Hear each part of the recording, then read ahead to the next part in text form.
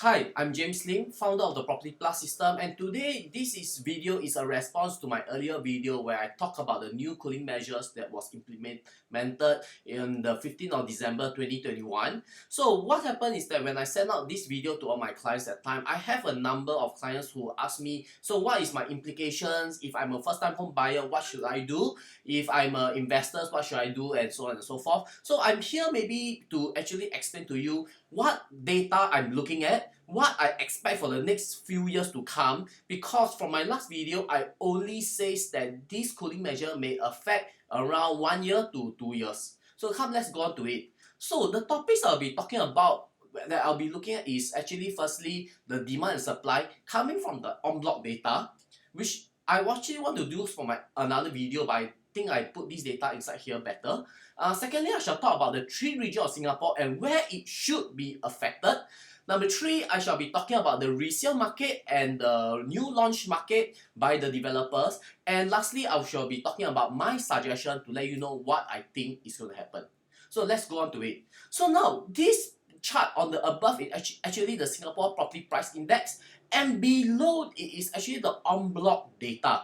So they shows you the en bloc volume. So why am I doing this is that just to prove to you is that actually there is a correlation between en bloc data and the property price.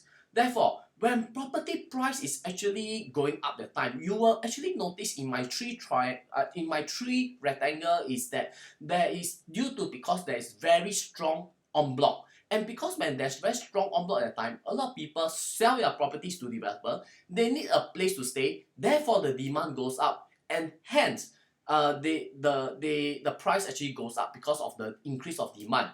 And secondly, more interestingly for you to take a look is that en bloc data is roughly every 5 years. So every 5 years, there's going to be a new en bloc market, and because of that, if you look at this en bloc market, we should be expecting the next en bloc market to be roughly 2023. Okay, so that is where I believe the en bloc is going to be. However, if you look at the volume, okay, the total number of en blocs we have in 2021 has already reached 14. Therefore, which is a very high number, which I believe actually due to the pandemic, okay, which affects the construction, there's a very strong demand of people needing a home or people selling due to the pricing, and that is why the en bloc start to increase even earlier. And because of that, if you look at the en bloc list, again, I said there's total of 14 so far, which actually exceed 2.6 billion. Okay, so now all these people who have actually sold their properties, they need a place to stay, definitely. And when they need a place to stay at the time, they are the ones that will be entering into the Singapore market. Which what I want to explain to you is that there is still a very strong demand for Singapore properties. Okay, so of course it will depends on, since there's a demand is there, it will depends on whether people is still willing to sell or not to hit that demand.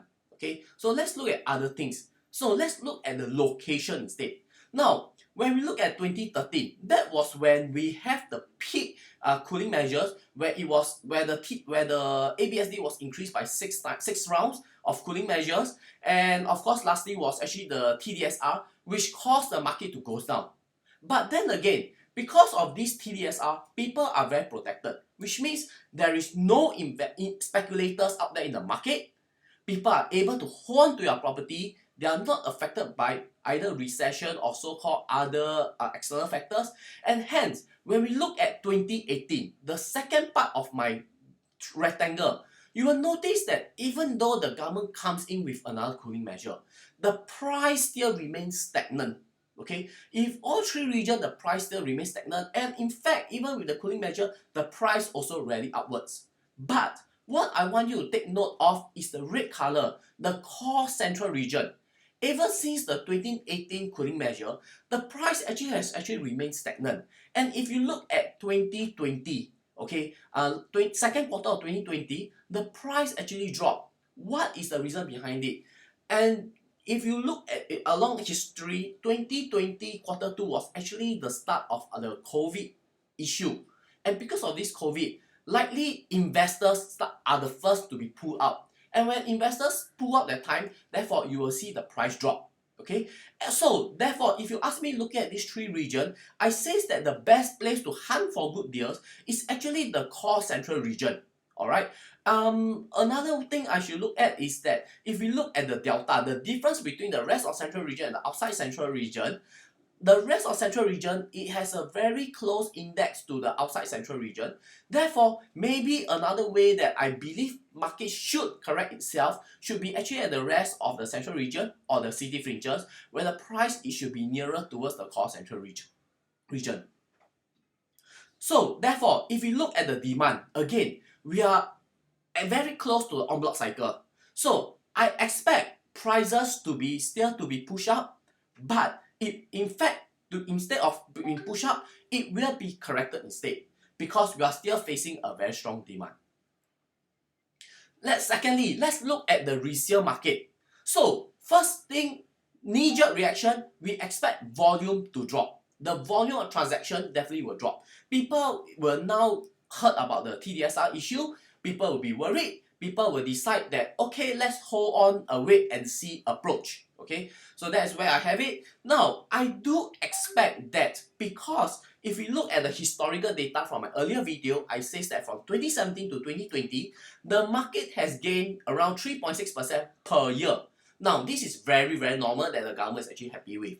But if you look at last year, 2020 to 2021, the gain is 13.1% per year, which is really not normal. It's too high, higher than our since 2013. And therefore, this gain is the main reason why the government comes in with this cooling measure.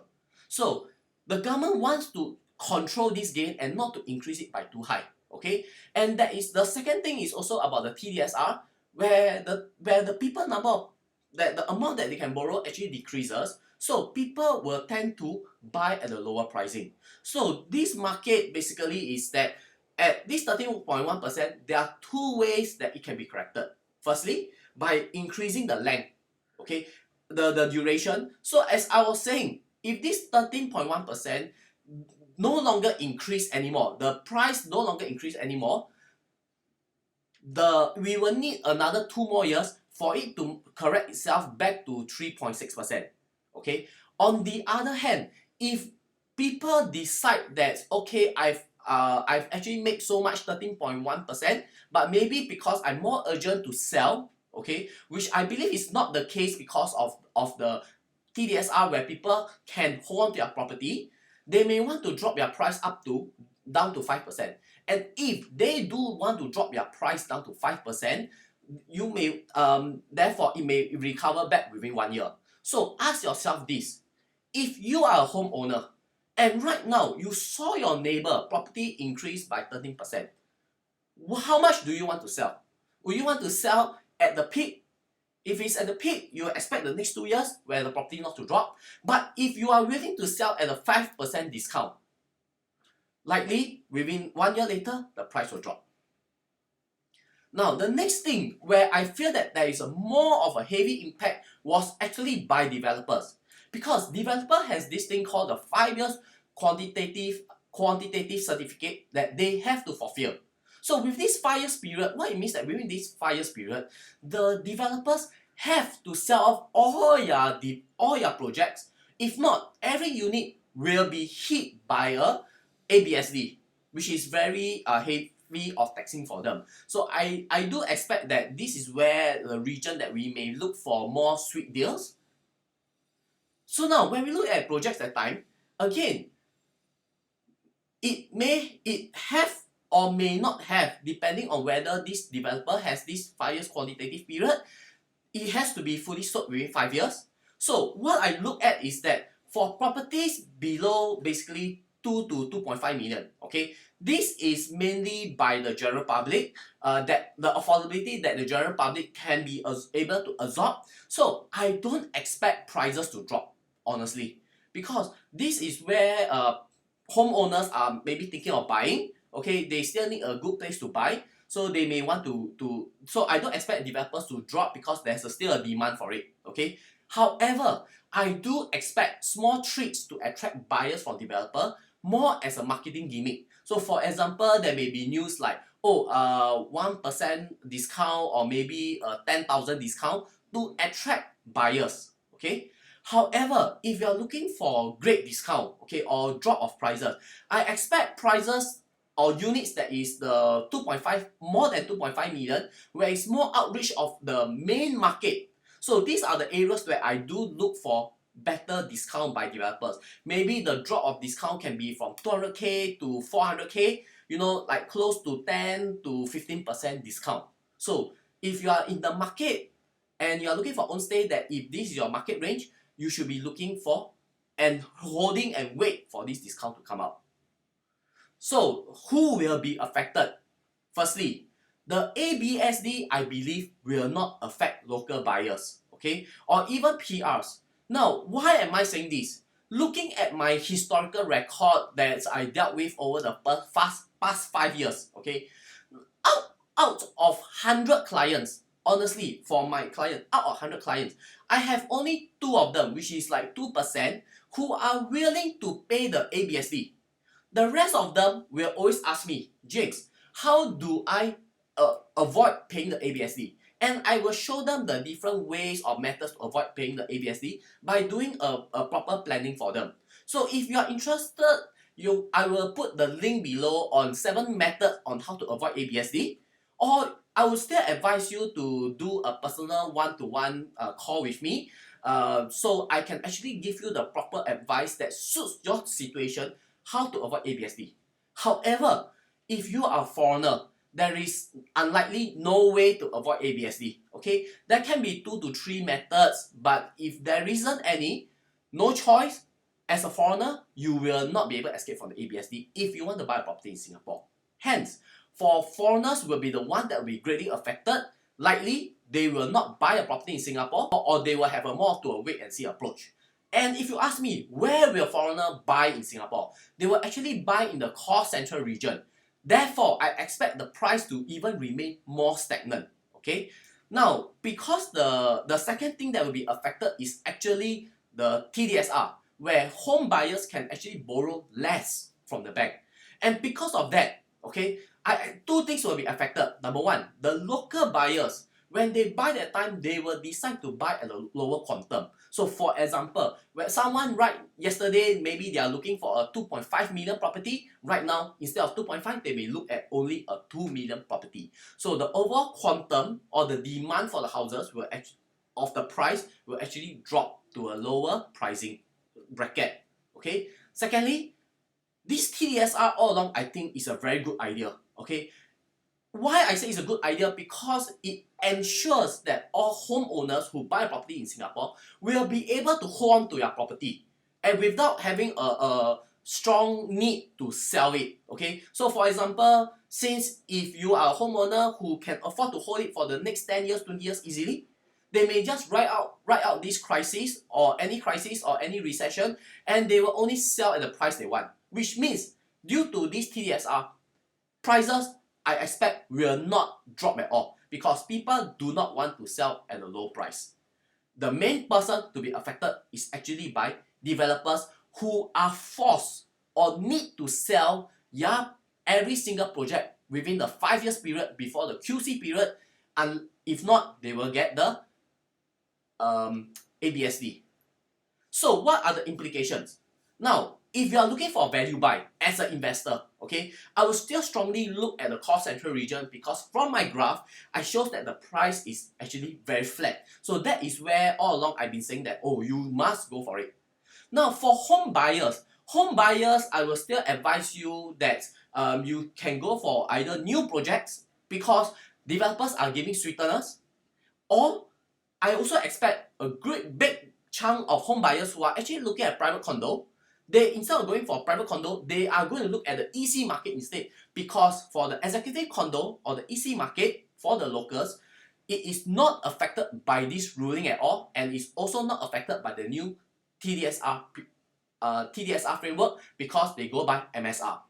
Now, as an investor, investors I also believe is actually someone that is actually very good for you. So you may want to have a wait and see approach for the next 3 months, likely till Chinese New Year, and I want you to look at for value buy or for sweeteners where you can actually now pick your spots to look at. Okay, Definitely not for speculators. If you are looking for speculators and you want to sell within the 3 years period, I can tell you there's nothing out there in the market. You know, if you are someone who says that okay, 3 years later I intend to sell my property, maybe it's not it shouldn't be for you. Maybe your holding period should be roughly longer, like 5 years. Okay. So how about developers?